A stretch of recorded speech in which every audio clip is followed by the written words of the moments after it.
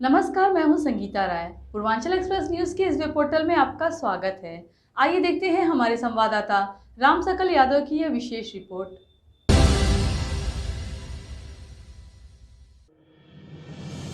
आजमगढ़ के सांसद दिनेश लाल यादव निरहुआ जिले में शूटिंग के दौरान जन सुनाई भी कर रहे हैं। इस दौरान उन्होंने अधिकारियों को लोगों की समस्याओं को जल्द से जल्द निपटाने का निर्देश दिया।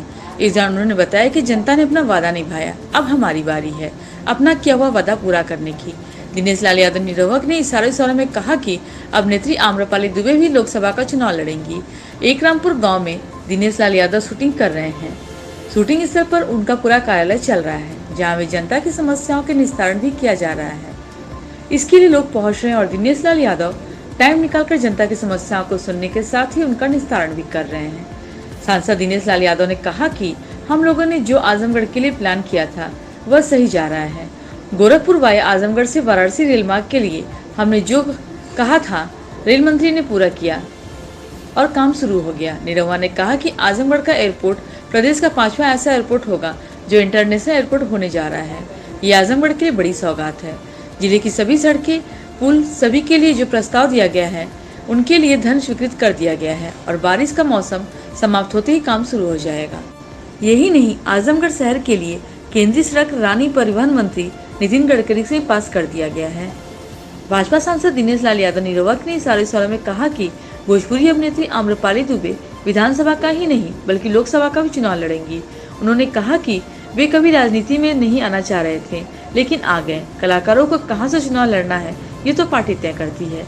किस सीट पर चर्चित चेहरे की जरूरत है वहां कलाकार आज जाकर चुनाव लड़ता है। निश्चित रूप से देखिए, हम लोगों ने जो आजमगढ़ के लिए प्लान बनाया था वो पूरा एकदम सही जा रहा है। आजमगढ़, गोरखपुर, बनारस, ये जो रेल मार्ग की बात हमने किया था कि हम लोग करवाएंगे, वो माननीय रेल मंत्री जी ने उसको पास कर दिया और वो शुरू हो गया, काम पटरी बिछने लगी है।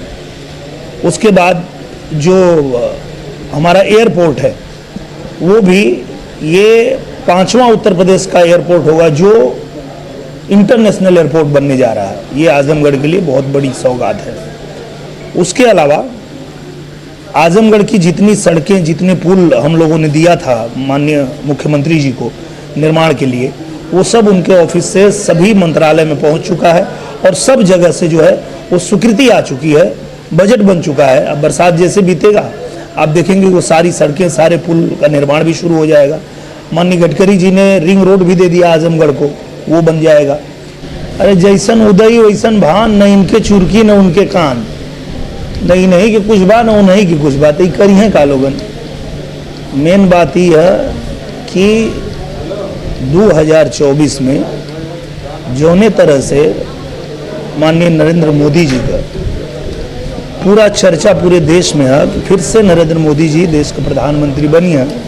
अब ओके लेके ये लोग में खलबली मचल है और सब लोग अपन अपन जुगाड़ बैठावत है, लेकिन जौन हाल लोग के पिछला बार भइल रहे वो से बुरा हाल लोग के बार हुई। पिछला बार देखले रहा ना कौन हाल भइल रहे ना लोग का, ऐसे ही महागठबंधन बना के आयल रहे लोग लड़े खातिर के, तो ए बार वो से बुरा हाल हुई ना लोग का।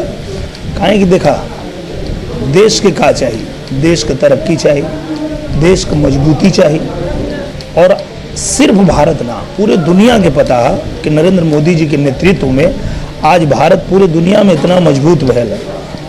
आप देखें, अगर रिपोर्ट देख लीजिए, जो ब्रिटेन 100 साल तक भारत के ऊपर राज किया, आज उस ब्रिटेन के भी अर्थव्यवस्था को पीछे छोड़ के और भारत 5वीं सबसे बड़ी अर्थव्यवस्था में शामिल हो गया।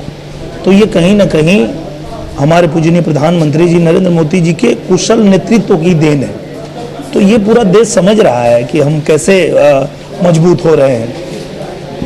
तो ये लोग कितना भी कोशिश कर लें, कितना भी जुगाड़ लगा लें, ये लोग से कुछ होने वाला नहीं है। 2024 का चुनाव काफ़ी नज़दीक है, 1.5 साल बचे हैं और आपने चुनाव के पहले दावा किया था कि आजमगढ़ फिल्म सिटी का हब बनेगा, भोजपुरी फिल्म यहाँ बनाई जाएगी, जैसा कि धरातल पे दिखने भी लगा है। विकास की भी बातें किए थे, वो भी दिखने लगा है। क्या पूरा मैप है? निश्चित रूप से देखिए, हम लोगों ने जो आजमगढ़ के लिए प्लान बनाया था वो पूरा एकदम सही जा रहा है।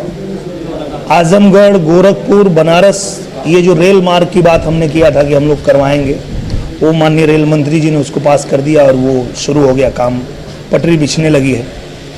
उसके बाद जो हमारा एयरपोर्ट है वो भी ये 5वां उत्तर प्रदेश का एयरपोर्ट होगा जो इंटरनेशनल एयरपोर्ट बनने जा रहा है। ये आजमगढ़ के लिए बहुत बड़ी सौगात है।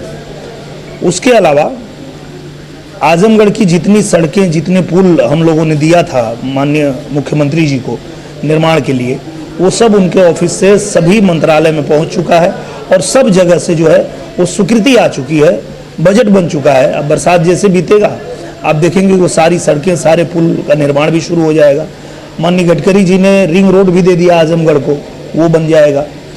जो मतलब सदर के आप एमएलए की बात कर रहे हैं, बिल्कुल नहीं। अगर उनको लड़ना होगा तो एमपी लड़ेंगे, एमएलए क्यों लड़ेंगे? क्या लगता है अमरपाली जी राजनीति में सक्रिय हो गई? उस समय के साथ देखिए क्या है कि हम लोग कलाकार हैं, अभी यहाँ भी देखिए हम शूटिंग ही कर रहे हैं, अपनी फिल्म का काम कर रहे हैं, साथ में हमारा ऑफिस भी चल रहा है। जहाँ शूटिंग हो रही वहीं पूरा ऑफिस लगा हुआ है, वहीं प्रिंटर है, वहीं लैपटॉप है। सारी समस्याएं जो आ रही है तुरंत उनको टाइप किया जा रहा है, जिस विभाग को देना है वहाँ दिया जा रहा है। दोनों काम साथ में हो रहा है। अब रही बात उनके राजनीति में आने की, तो उस समय जैसा होगा, क्योंकि हम लोग भी कभी नहीं आना चाहते थे, पर हमको अगर ऐसा अवसर आया तो आना पड़ा, तो कभी ऐसा अवसर आया तो वो भी आ सकते हैं। तो अगर लोकसभा की प्रत्याशी अमरपाली जी होती हैं तो कौन सा जिला और कौन सा लोकसभा होगा जहाँ से? मैं वही कह रहा हूँ, कलाकार नहीं चुनते हैं कि हमको यहाँ लड़ना है, कलाकार को बताया जाता है कि आपको यहाँ लड़ना है। क्योंकि जहाँ पे भी हम लोगों को ऐसा लगता है कि कोई ऐसी सीट है जहाँ पे हमें एक चर्चित चेहरा चाहिए जो लोगों के बीच में पॉपुलर हो, तो ऐसे सीट पे हम लोग ऐसा करते हैं। जैसे मुझे भी आजमगढ़ इसी तरह मिला, मैं थोड़े चुना था कि मुझे आजमगढ़ लड़ना है, मुझे आजमगढ़ दिया गया कि आपको आजमगढ़ लड़ना है। तो वैसे ही कभी अगर उनको भी लड़ना होगा तो उनको पार्टी बताएगी कि आपको कहाँ से लड़ना है। कलाकार खुद नहीं डिसाइड कर सकता कि वो कहाँ से लड़ेगा। जी।